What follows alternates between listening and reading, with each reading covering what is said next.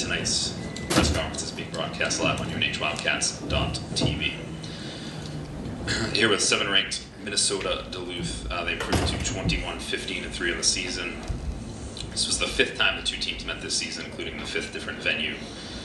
UMD advances to its 5th regional final, including the first at the Verizon Wireless Arena during its first ever trip to Manchester. Bulldogs are making their 9th appearance in the NCAA tournament, including the 4th in 7 years.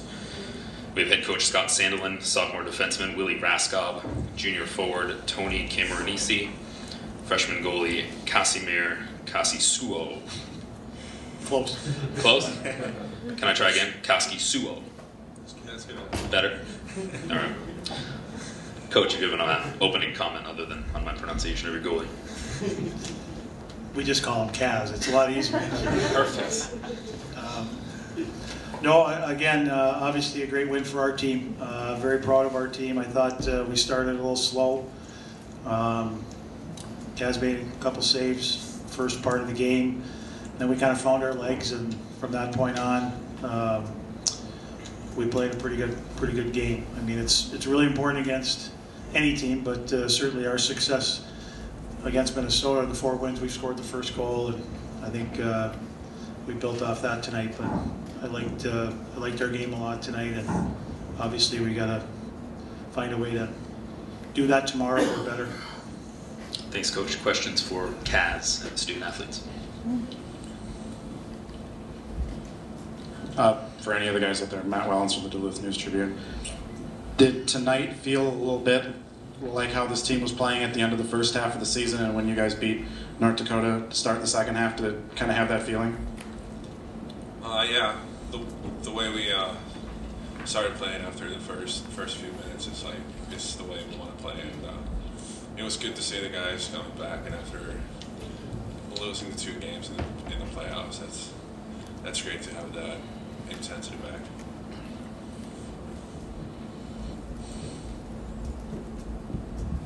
Tony, how much more energy did you sense out there tonight compared to 2 weeks ago when you guys were in Denver?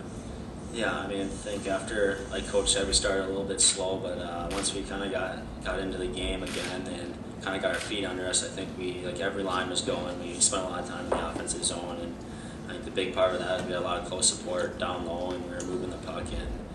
Most importantly, getting the puck on net. So I think we did. Once we got things going, we had a lot of energy, and I thought it showed out there. Julie Robenheimer, HockeyBuzz.com. Guys, how hard was it for you to mentally prepare to go up against a team you know so well? I don't think it's hard at all, personally. Actually, for us, playing the Gophers is one of those games that no matter where you are, you're going to get up for it. Got a lot of history with them personally too. You know a lot of people, a lot of the guys on the team, and I think drawing this team when we saw it in the selection, so we all got excited because we knew that we can beat this team. Yeah, we did it 3 times already this year, and tonight we showed it again.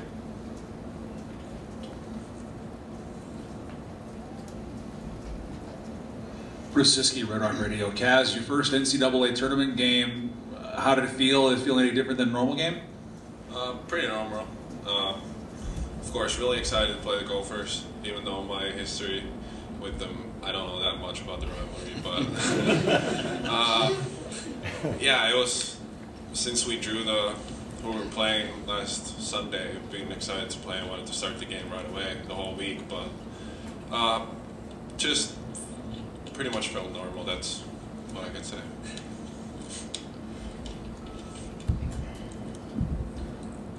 Willie, what was it that allowed the defensemen to have such a successful night offensively? It seemed like you guys were really able to jump up there and contribute. Yeah, I think our forwards did a great job of coming back, keeping pressure above their forwards, creating a lot of turnovers, and when they got good low pressure, the forwards started sneaking low and the D opened up. So I think we used the D high a lot in zone, and I thought that opened up for a lot of shots and tips. Crandall's goal, great example of that. And I think all year our D have done a good job of jumping up in the play when we can, and I think tonight we, Bucks went in for us, so it worked out good.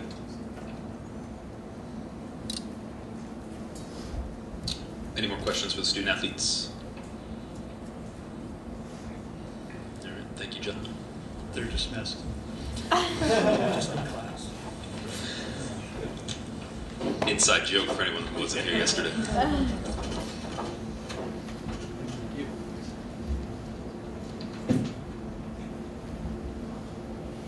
Questions for Coach Sandel? Scott, Jim Conley from U.S. College Hockey Online. Something to what Willie was just talking about. Can you talk about how activated your defensemen were and able to step into the play tonight? Well, again, I think Willie alluded to it. I mean, it's kind of, excuse me, the way they've been able to do that all year when those opportunities are there. I mean, Minnesota's a team defensively that, you know, in the offensive zone, they really, you know, collapse low at times and pack it around there. So, you know, a lot of times your points are open. I mean, I thought Kotick did a good job on Crandall's and just changing the angle and getting, you know, the puck towards the net, or, you know, where he could get the tip. But, you know, to beat good goaltenders, I thought we did a good job. You know, there was some moving screens. I mean, there's guys around the net. We talked pretty much the last 2 weeks about we need to do a better job of getting to the net, getting pucks to the net. And tonight I thought we did a better job of that, and we were rewarded with some goals. But I thought our D were kind of pretty much doing what they were doing. I mean, obviously, Willie got down low and made a great play. So we're maybe not as active as some teams, but as long as they pick the right time and right spots.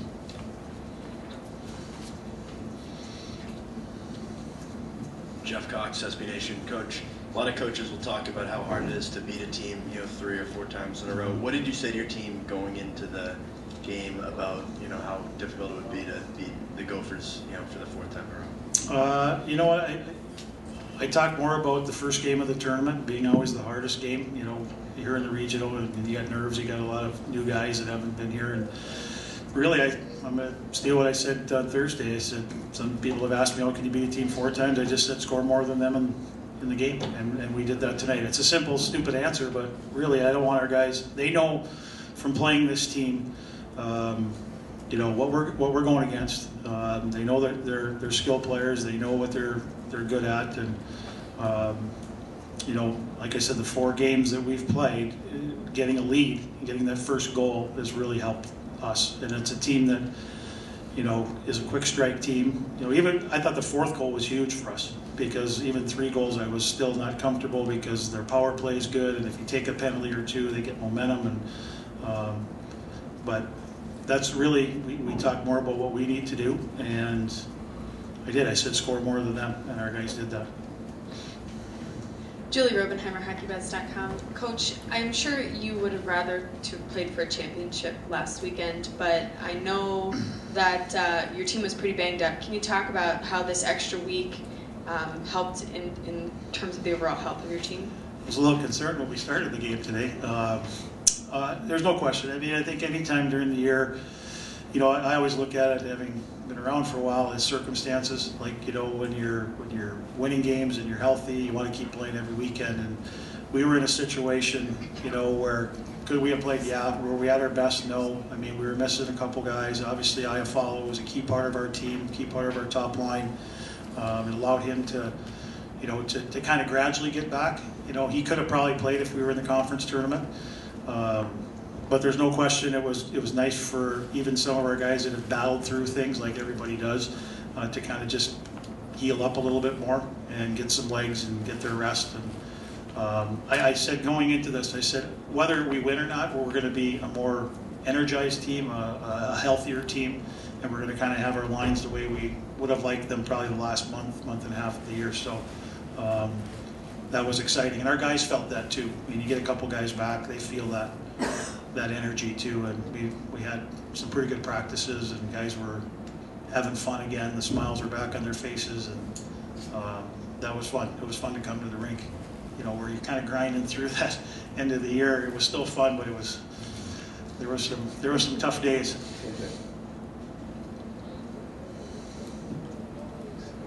Coach, Michael King, College Hockey News. You're one of only 3 teams entered the tournament without a 30-point scorer. Now you have 1. Can you talk about your approach? Hallelujah. Yeah, it was Tony with his 2 points. Now he's at 30. So he's talk about your approach without having to rely on a top line or a top group of forwards. Yeah, I think we knew that going into the year. We felt we had a pretty deep group of forwards. It was going to kind of be by committee, so to speak. In the beginning of the year, Tononato's line was awesome. They were scoring, especially the first 3-4 games, and once we kind of figured out some other lines, we kind of put Tony and those guys together, and they started to kind of click, and we kind of found 3 lines, and we were getting some different scoring from different guys. I mean, there was people after some of our games in the early part of the year that said, I can't tell the difference between your first line and your fourth line, and because they all kind of play the same a little bit.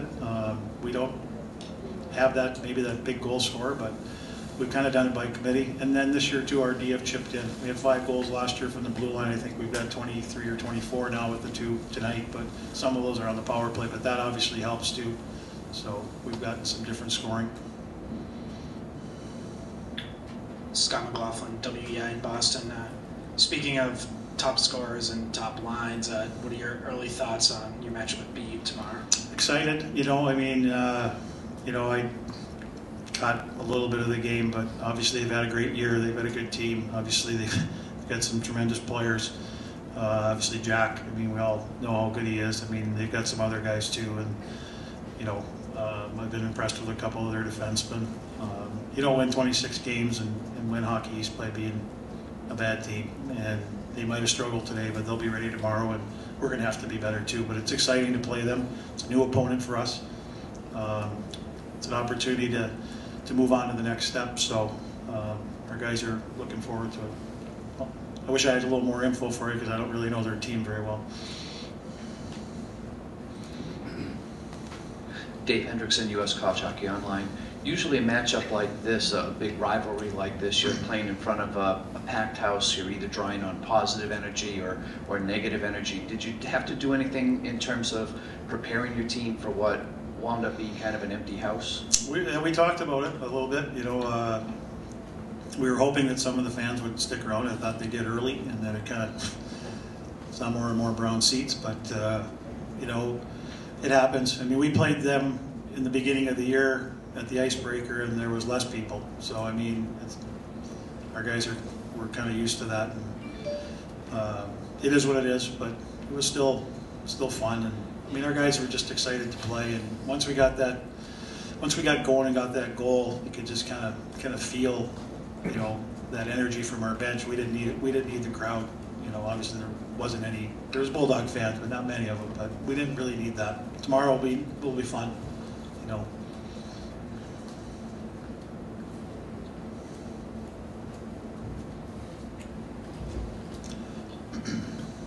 Scott, you mentioned that the team was having fun again coming back to the rink, or more fun coming back to the rink. Going to the regional final tomorrow, does this team kind of feel like the group that closed the first half of the season and then went up to North Dakota and won that first night? I like our mindset right now. I mean, you know what, Matt? I mean, I could tell on Wednesday after Denver. You know what? When we got everyone back on the ice and had a few days of practice. I mean, the guys were excited about, number one, they knew that they were going to continue to play and that the Denver game wasn't their last game, and they probably would have felt like crap about it, to be honest. And then once we found out where we were going, who we were playing on Sunday, they became even more. So it was a fun week. I mean, it's a fun time of the year. I mean, anytime you're still playing, you get an opportunity at the end of the year to be one of the 16 teams. You know what? If you're not excited, then you got a problem, no matter what the circumstances are. Final question for Coach.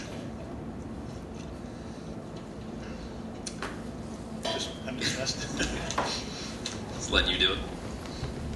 Thank you. Thanks, Coach.